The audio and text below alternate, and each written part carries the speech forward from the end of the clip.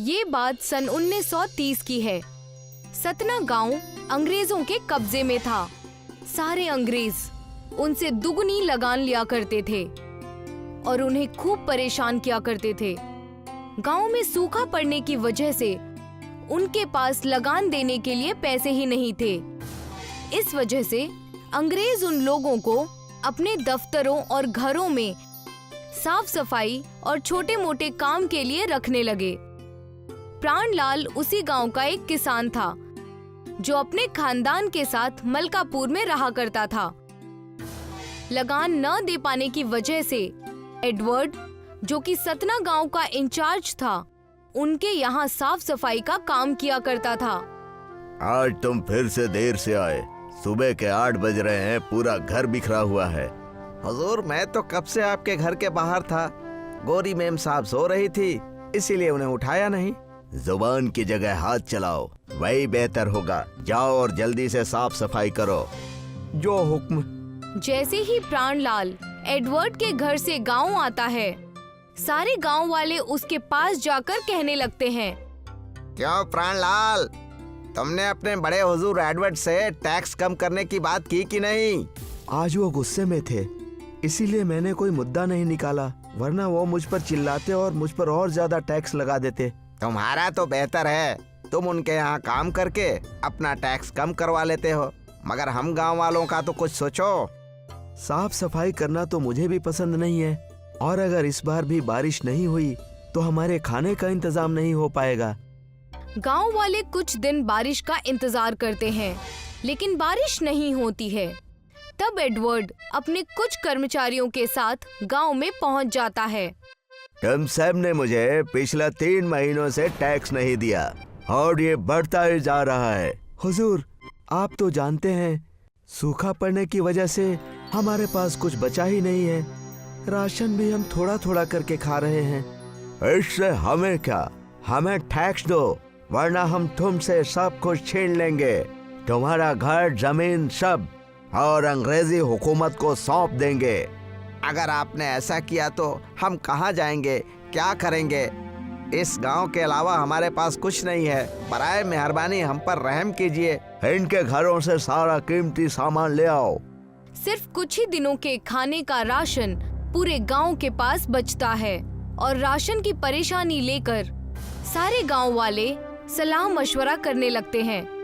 इन कुछ दिनों के राशन से हमारा कुछ नहीं होने वाला। हमारे पास कोई दूसरी तरकीब भी तो नहीं है। बस एक ही रास्ता है, हमें चलकर हमारे पितृदेव को मनाना होगा, तब जाकर कुछ उपाय निकलेगा। उसके अलावा कोई और रास्ता नहीं है। सारे गांव वाले उदास चेहरे और रहम की भीख मांगते हुए पितृ देवता के मंदिर के पास चले जाते हैं। हे नाथ, हमारी रक्षा करना। जरूर हमारे पूर्वजों ने कुछ तो अच्छा काम किए होंगे। गांव के बूढ़े बच्चे सब भूखे हैं, कुछ तो रहम करे मालिक, कुछ तो रहम करे। उन सब की दुआ सुनकर वहाँ पर उनकी कुल देवी प्रकट हो जाती हैं। फिक्र मत करो, इस मंदिर की मिट्टी ले जाओ और उस मिट्टी का विशाल चूल्हा बनाकर उसमें खाना बनाओ। वो चूल्हा पानी से जलेगा, और याद रहे, शुरुआत कुछ मीठे से करना। जो भी तुम उसमें बनाओगे पूरे गांव वालों के लिए भर पेट होगा। इतना कहकर कुल देवी अदृश्य हो जाती है। सारे गांव वाले खुश होकर मंदिर की मिट्टी से एक बड़ा और विशाल चूल्हा बनाकर तैयार कर देते हैं। वो तो अच्छा हुआ, इस बार मेरे खेतों में थोड़े से गाजर उग गए थे। इस चूल्हे में सबसे पहले गाजर का हलवा बनेगा। उनके इतना कहते ही सारे गांव के लोग गाजर का हलवा बनाने की तैयारी में लग जाते हैं। चूल्हा तो जला लेंगे, मगर पानी भी तो नहीं है। मेरे घर 1 हंडा पानी रखा है, मैं उसे लेकर आता हूँ। प्राणलाल विशाल चूल्हे में सीढ़ी से चढ़कर सारी सामग्री चूल्हे में डाल देता है। जैसे ही गांव वाले चूल्हे में पानी डालते हैं, चूल्हा जलकर तैयार हो जाता है। कमाल हो गया, हम सबकी दुआएं काम आई। ऐसा लग रहा है हमारे पुराने दिन वापस आ गए। सबने बड़ी खुशी से गाजर का हलवा खाया। कई दिनों बाद ऐसा लग रहा है कि भर पेट खाना खाया। बस किसी तरह बरसात हो जाए। जब खाने और पहनने की सुविधा हो गई है तो किस बात की फिक्र है? उन अंग्रेजों को अगर इस बारे में पता चला तो सब कुछ चौपट हो जाएगा। हमें तो बस तुम्हारी ही चिंता है, कहीं तुम अपना मुंह ना खोल दो। तुम ऐसा सोच भी कैसे सकते हो? मैं भला ऐसा क्यों करूंगा? ये गांव मेरा भी है और मैं पानी के चूल्हे के बारे में किसी से नहीं कहूंगा। तुम आजकल काम करने क्यों नहीं आते? वो क्या है ना, अब खेती का वक्त आ गया है और कई सारे दूसरे भी घर के काम थे, इसीलिए मैं नहीं आ पाया। और अब मैं आपके घर की साफ सफाई नहीं करूंगा। प्राणलाल एडवर्ड और उसके कर्मचारियों के सामने ये सारी बातें करके चला जाता है। इस पिल्ले का खुश करना पड़ेगा, बहुत ज्यादा बोल गया। हुजूर, मैंने देखा है कि इनके गांव में अब सारी परेशानियां दूर हो चुकी हैं और मेरे खबरी ने कहा कि इनके पास एक पानी से चलने वाला करिश्माई चूल्हा है। उस चूल्हे पर पानी डालने से खाना पूरे गांव के लिए बन जाता है। व्हाट नॉनसेंस, वे क्या बकवास करते हो? अगर आपको हम पर यकीन नहीं है तो आप चलकर उस गांव में खुद ही देख लीजिए। एडवर्ड अपने कर्मचारियों के साथ उस गांव में जाकर देखता है। वहां जाकर उसे पता चलता है कि कर्मचारियों की बात सच है। एक बड़ा विशाल चूल्हा उन्हें दिखाई देता है। I can't believe it. हमें वो चूल्हा अपने कब्जे में लेना होगा। इसके लिए कई सारे हाथी लगेंगे क्योंकि वो चूल्हा बहुत ही बड़ा है। उसे इंसान उठाकर नहीं ले जा पाएगा। दूसरे ही दिन जाओ, जाकर उस बड़े चूल्हे को लेकर आओ। एडवर्ड और उसके कर्मचारी गांव के किसी भी इंसान की बात नहीं सुनते। एडवर्ड और उसके कर्मचारी वहां पर कई सारे हाथी लेकर विशाल पानी से जलने वाले चूल्हे को लेकर चले जाते हैं। चूल्हे के बदले कुछ और ले लीजिए, वरना हमारा क्या होगा? हम कहाँ जाएंगे?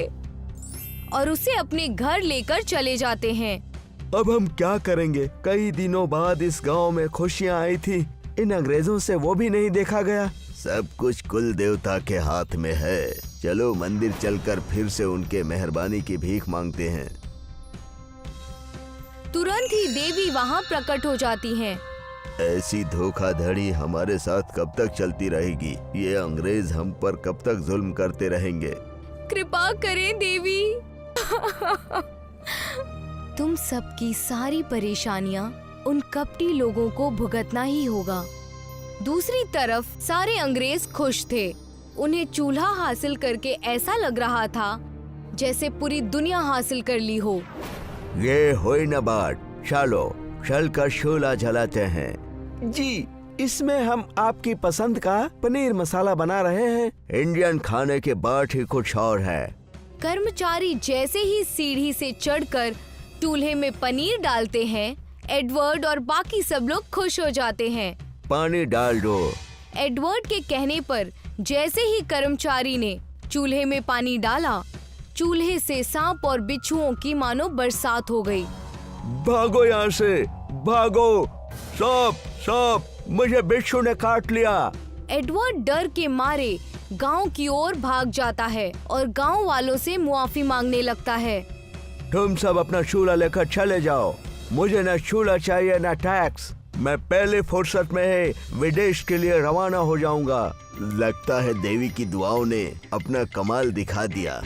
सारे गांव वाले अपने जादुई पानी से चलने वाले चूल्हे को लेकर गांव आ जाते हैं और उसमें पानी डालकर दावत करते हैं और खुशी खुशी अपनी जिंदगी गुजारने लगते हैं। राजस्थान के एक गांव में एक चोर श्यामलाल रहता था। श्यामलाल एक चतुर और चालाक चोर था। हमेशा कुछ न कुछ कारनामे करने के फिराक में रहता था। उसी शहर में रॉबर्ट विदेश से घूमने आया था। वो स्टेशन पर उतरा ही था कि श्यामलाल की नजर रॉबर्ट के बैग पर पड़ गई और अपने खेल में माहिर श्यामलाल चोरी करने निकला। रॉबर्ट किताब की दुकान से कुछ किताबें खरीद ही रहा था कि श्यामलाल ने अपनी चाल चली। भाई साहब, मैं पहली बार राजस्थान आया हूँ। यहाँ के परंपरा के हिसाब से मुझे किताब दे दो। घड़ी गम्मा जी, घड़ी गम्मा। हिंदी तो अच्छी बोल लेते हैं आप। और ये लीजिए किताब, यहाँ के बहुत ही मशहूर लेखक की है। इसे पढ़ते ही आप आधा राजस्थान तो ऐसे ही घूम लेंगे। हाँ जी जी, थैंक यू, शुक्रिया शुक्रिया। जी मुझे बता दीजिए कि गुसल खाना कहाँ पर है? ओ जी बिल्कुल उस तरफ, बिल्कुल मुफ्त। हाँ बिल्कुल मुफ्त, जल्दी आओ वरना लाइन लगानी पड़ जाएगी। रॉबर्ट किताब वाले की बात सुनकर वहाँ से बाथरूम चला जाता है कि तभी श्यामलाल ने वहाँ पर उसकी बैग पड़ी हुई देखी और वो बैग लेकर रफू चक्कर हो गया। रॉबर्ट जब वहाँ पर वापस आया तो वहाँ अपना बैग न देखकर वो हैरान हो गया। अरे मेरी बैग, मेरी क्लोथ्स, ओह माय गॉड, ये क्या हो गया? मैं कहाँ जाऊंगा अब? अरे अरे अरे साहब, परेशान मत होइए इतना, जाकर देखिए कोई गलती से तो नहीं ले गया। आजकल यहाँ पर ऐसे कई केस आए हैं कि बैग की अदला बदली हो जाती है। वो क्या है कि मैं ग्राहकों में मशरूफ था तो ध्यान नहीं दे पाया। रॉबर्ट रेलवे स्टेशन के बाहर आते ही अपने बैग और सामान को ढूंढने लगता है। 1 घंटे ढूंढने के बाद भी जब कुछ नहीं मिला तो रॉबर्ट थक हार कर जाकर एक पार्क में बैठ गया। बहुत जोर से भूख लगी है, कपड़े भी चले गए, पैसे भी चले गए, बस जेब में ये 50 रुपए बचे हैं, इसका मैं क्या करूँगा? रॉबर्ट को परेशान देखकर वहाँ पर प्रेम आ जाता है। प्रेम वहाँ पर उसी गांव के सरपंच का बेटा था जो कि खुद भी सरपंच बनना चाहता था। क्या हो गया भाई, इतने दुखी क्यों हो? कोई बात हो गई या किसी ने कुछ कह दिया? मेरा इस गांव में उतरते ही सारा सामान चोरी हो गया। मुझे भूख बड़ी जोरों से लगी है, कुछ समझ नहीं आ रहा क्या करूं, मैं कहाँ जाऊं? मैं तुम्हें राजस्थान का फेमस दाल बाटी चूरमा खिलाता हूँ, यहाँ यही मशहूर है। प्रेम रॉबर्ट पर रहम खाकर उसे दाल बाटी चूरमा खिलाने के लिए ले गया। क्यों भाई, ताजा ताजा दाल बाटी चूरमा इन्हें खिला दीजिए, पैसे मेरे खाते में लिख लेना। प्रेम के इतना कहते ही रॉबर्ट ने दाल बाटी चूरमा खाना शुरू कर दिया। वाह, I mean, बहुत ही डिलीशियस, इतना लजीज मैंने अभी तक कुछ नहीं खाया। बहुत अच्छा है, बहुत अच्छा। क्यों, अच्छा लगा ना? देखना, हमारे राजस्थान का खाना पूरी दुनिया में नंबर 1 है। मैं तुम्हारा शुक्रिया अदा करना चाहता हूँ, शुक्रिया। बस मेरी एक और हेल्प कर दीजिए प्लीज। अरे तुम हमारे मेहमान हो, बोलो क्या बात करनी है, मैं तैयार हूँ। मुझे धंधे का अच्छा नॉलेज है, मैं चाहता हूँ कि तुम मुझे दाल बाटी चूरमा का बिजनेस खोल दो, ये यानी कि धंधा खोल दो। मैं सारे पैसे तुम्हें रिटर्न कर दूंगा, अगर मुनाफा हुआ तो तुम्हें ज्यादा पैसे दूंगा। अगर मैंने पैसे देकर इसकी मदद की तो पूरे गांव में बोलबाला हो जाएगा, सब मुझे ही सरपंच बनाएंगे क्योंकि एक विदेशी की मैंने मदद की और इसका काम भी हो जाएगा। अरे रॉबर्ट जी, इसमें पूछने की क्या बात है, आप आज से क्या अभी से ही हमारे घर के पास वाली दुकान पर ही अपना दाल बाटी चूरमा बेचना शुरू कर दीजिए, ये हमारे लिए बड़े फक्र की बात होगी। प्रेम की मदद से रॉबर्ट ने दाल बाटी चूरमा की दुकान खोल दी। कुछ ही वक्त में पूरे शहर में ये चर्चा फैल गई कि अंग्रेज का दाल बाटी चूरमे का दुकान है। चर्चा इतनी फैल गई कि पूरे शहर के लोग अंग्रेज का दाल बाटी चूरमा खाने आया करते थे। क्यों भाई, हमें हमी दे दो यार दाल बाटी चूरमा, हमने सुना है कि बड़ा लजीज बनाते हो। अरे ये तो यहाँ के लोगों का कमाल है, मेरे अंग्रेज होने से नहीं, दाल बाटी चूरमा से ज्यादा मोहब्बत करते हैं। 6 महीने के बाद धंधा इतना बढ़ गया कि रॉबर्ट ने 6 महीने के अंदर ही अपनी बड़ी सी दाल बाटी चूरमा की दुकान खोल दी और प्रेम का सारा पैसा उसे वापस कर दिया। आइए प्रेम जी, आइए, आपकी वजह से ही ये सब कुछ हो पाया है। पूरे 6 महीने में मैंने इतना सब कर दिया कि अगर आपकी मदद ना की होती तो न जाने मेरा क्या होता। अरे शुक्रिया की कोई बात नहीं मेरे दोस्त, तुमने मेहनत की, ये सब उसी का फल है। अब बस जैसे मैंने तुम्हारी मदद की तुम भी मेरी मदद करना। मैं आपकी मदद जरूर करूँगा, बताना आपकी कैसी मदद चाहिए। देखो सरपंच के चुनाव नजदीक आ रहे हैं, तुम मेरी मदद करो। मैं आपकी पूरी मदद करूँगा, पूरे सरपंच के चुनाव में तुम्हारे साथ रहूँगा। उसी वक्त श्यामलाल की नजर रॉबर्ट पर पड़ जाती है। अरे ये तो वही अंग्रेज है ना जिसे मैंने कुछ महीने पहले कंगाल किया था। लगता है अब यहीं रहने लगा है, इसे तो मैं फिर से कंगाल करके छोड़ूंगा।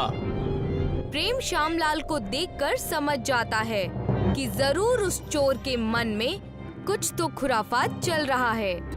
रॉबर्ट, तुम अपनी दुकान का ख्याल रखना, कुछ अनहोनी ना हो जाए। रात को जागना, रात को चौकन्ने रहना, और आज रात मैं भी तुम्हारे साथ दुकान पर ही रहूंगा। दोनों मिलकर दुकान का ख्याल रखेंगे, साथ में लकड़ी और कुछ पत्थर रख लो। जरूर जरूर। आज रात हम दाल बाटी चूरमा खाकर यहीं सो जाएंगे। मैं तो हमेशा यही रहता हूँ, आज आप भी आ जाना, मैं सारा बंदोबस्त कर लूँगा। लकड़ी और पत्थर दोनों दुकान में पहले से ही पड़े हैं। वो क्या है कि कुत्ते बिल्ली रात को तंग ना करें, इसलिए मैंने पहले से ही रखा हुआ है। रात को प्रेम और रॉबर्ट खाना खाकर सो ही रहे थे कि श्यामलाल चोरी करने के लिए अंधेरे में आ गया। लगता है अंग्रेज सो गया है, हाथ साफ कर लेता हूँ। इतना सुनते ही प्रेम और रॉबर्ट ने श्यामलाल को धर दबोचा। अरे रुक जाओ रुक जाओ, इतनी जल्दी कहाँ, सब चुरा लोगे? अब जेल चलकर सारी बातें बताना। प्रेम और रॉबर्ट श्यामलाल चोर को पुलिस के पास लेकर जाते हैं और उसे पुलिस के हवाले कर देते हैं। पूरा शहर प्रेम के इस बहादुरी से बेहद खुश हो जाते हैं। आप मेरे लिए सब कुछ हो प्रेम जी, आपने तब भी मेरी मदद की थी, आपने अब भी मेरी मदद करी। मैं आपके बारे में विदेश जाकर सबको बताऊंगा। फिलहाल तो मैं कहीं नहीं जाने वाला। अरे मैं आपको कहीं भी जाने नहीं दूंगा। यहाँ के लोगों को आपके दाल बाटी चूरमा बहुत पसंद आए, इसे आप लोगों को खिलाते रहिए और अपना धंधा अच्छा करते रहिए। शहर और गांव में चर्चा होने लगती है और अपने पिताजी की तरह प्रेम भी शहर का सरपंच बन जाता है। आज भी मालती के घर पर अनाज का एक दाना नहीं था। मालती बहुत बुजुर्ग थी, वो अकेली रहती थी, उसका कोई सहारा नहीं था। कभी किसी ने दे दिया तो वो खाना खा लेती थी, वरना वो भूखे पेट ही सोती थी। आज तो मुझे लगता है खाली पेट ही सोना पड़ेगा। बगल वाला सुरेश भी आज नहीं आया, मुझे किसी से मदद की उम्मीद नहीं है। मालती ये सोचते सोचते सो जाती है। तभी कोई उसके घर का दरवाजा खटखटाता है। मालती उठती है और जाकर दरवाजा खोलती है। सामने एक छोटी सी बच्ची एक थैला और एक मटका लेकर खड़ी है। अरे बाबू, तुम कौन हो? इतनी रात गए मेरे दरवाजे पर क्या कर रही हो? तुम्हारे अम्मी अब्बू कहाँ हैं? मैं देवी हूँ, मैं आपकी मदद करने आई हूँ। आपको भूखा पेट ना सोना पड़े, इसलिए मैं आपके लिए खाना बनाने का सामान और बर्तन लेकर आई हूँ। मालती सारा सामान ले लेती है और उसे अंदर रखने के लिए जाती है, मगर जैसे ही सामान रखकर वो लौटती है तो वो देखती है कि वो बच्ची गायब हो चुकी है। उसे हैरानी होती है कि आखिर वो बच्ची अचानक गायब कहाँ हो गई। फिर वो घर के अंदर आती है और खाना बनाना शुरू करती है। जो बर्तन वो बच्ची लाई थी उसी में वो खिचड़ी बनाती है। वो खाती है, उसका पेट भर जाता है, मगर खिचड़ी खत्म नहीं होती। वो जितना खाती है उस बर्तन में और खिचड़ी आ जाती है। अरे ये खिचड़ी तो खत्म होने का नाम ही नहीं लेती। मैं जितना खा रही हूँ ये उतनी ही और आ रही है। इसमें तो जरूर कोई जादू है। मैं इसे ढककर रख देती हूँ। अब मुझे बहुत अच्छी नींद आएगी। मालती सो जाती है। वो अगली सुबह उठती है और उठकर वो उस बर्तन को देखती है। वो बर्तन खिचड़ी से भरा हुआ था। मुझे लगता है ये खिचड़ी जादुई है। इस बर्तन से खिचड़ी कभी खत्म ही नहीं हो रही। ना जाने वो बच्ची कौन थी। ये जादुई बर्तन कहाँ से दे गई। अब तो मुझे कभी खाने की कमी ही नहीं होगी और मैं दूसरे लोगों को भी खिला सकती हूँ। अब मैं किसी को भी खाली पेट नहीं सोने दूंगी। मालती अपना बर्तन लेकर जाती है और पूरे शहर में जो भी उसे भूखा दिखता है उसे वो खाना खिलाती है।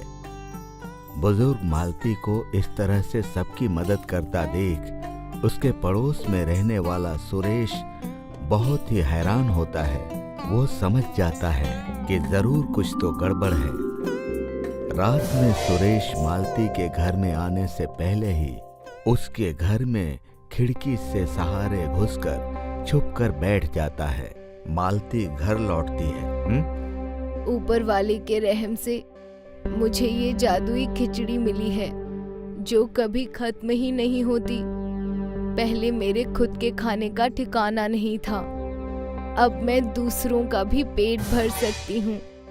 और तो और ये खिचड़ी कितनी स्वादिष्ट है और सेहतमंद भी है। सुरेश मालती की सारी बातें सुन लेता है। खिचड़ी के बारे में सुनकर उसके मन में लालच आती है। इस बुढ़िया की जिंदगी अब कितने दिनों की बची है।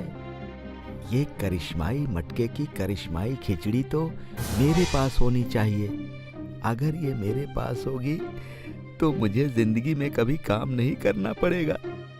मुझे कभी भी अपने परिवार के पेट पालने की फिक्र नहीं रहेगी।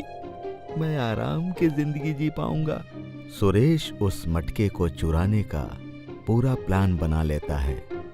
जैसे ही मालती सो जाती है तो सुरेश जहां छुपा था वहां से बाहर निकलकर वो मटका उठा लेता है और अपने घर चला जाता है। अगली सुबह जब मालती उठती है तो देखकर हैरान हो जाती है।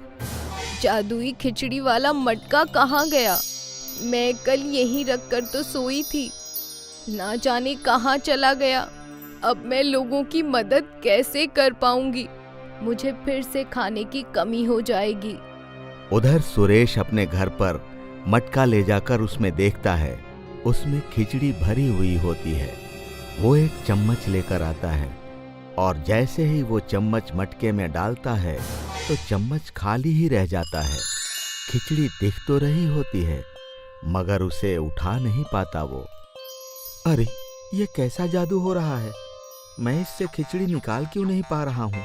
ये तो अजीब सी बात है।